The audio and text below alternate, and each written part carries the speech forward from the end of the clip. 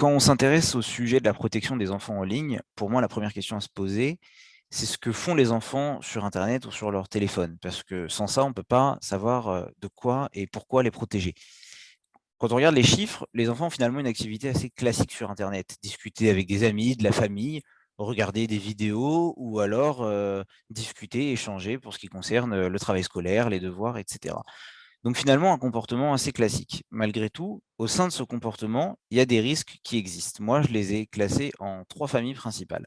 La première, ce sont les mauvais contenus, les mauvaises rencontres, c'est-à-dire des interactions avec des contenus, des personnes avec qui ils ne devraient pas avoir d'interaction, qui peut leur être nuisible parce que leur âge, parce qu'une certaine sensibilité ou parce qu'on rencontre des personnes, qui ne sont pas les mieux intentionnées vis-à-vis des enfants.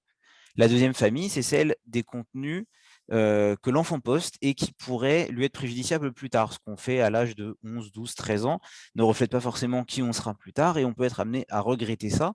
Il faut s'assurer que les enfants puissent garder un contrôle, les enfants ou leurs parents puissent garder un contrôle sur ces choses pour pouvoir revenir sur ce qu'ils ont fait et pourquoi pas, faire amende honorable, modifier, leur comportement et ne pas laisser de traces sur internet qui leur seraient nuisibles. Et enfin, la dernière famille, c'est celui des business models d'entreprises qui, n'ont pas à cœur les intérêts des enfants.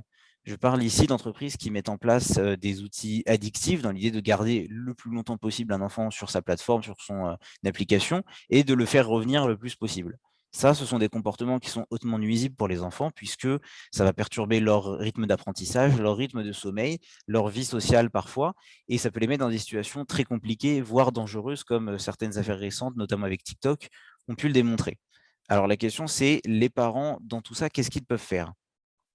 À mon sens, fixer des règles strictes à son enfant qui ne correspondent pas à ses besoins, à ses attentes, à ses envies sur internet n'a aucun sens. Aujourd'hui, de plus en plus d'enfants ont des comptes sur internet, ont une utilisation cachée de leurs parents et les parents, le disent dans toutes les enquêtes qu'on voit, ils ont de plus en plus de mal à comprendre ce que font leurs enfants et à les accompagner.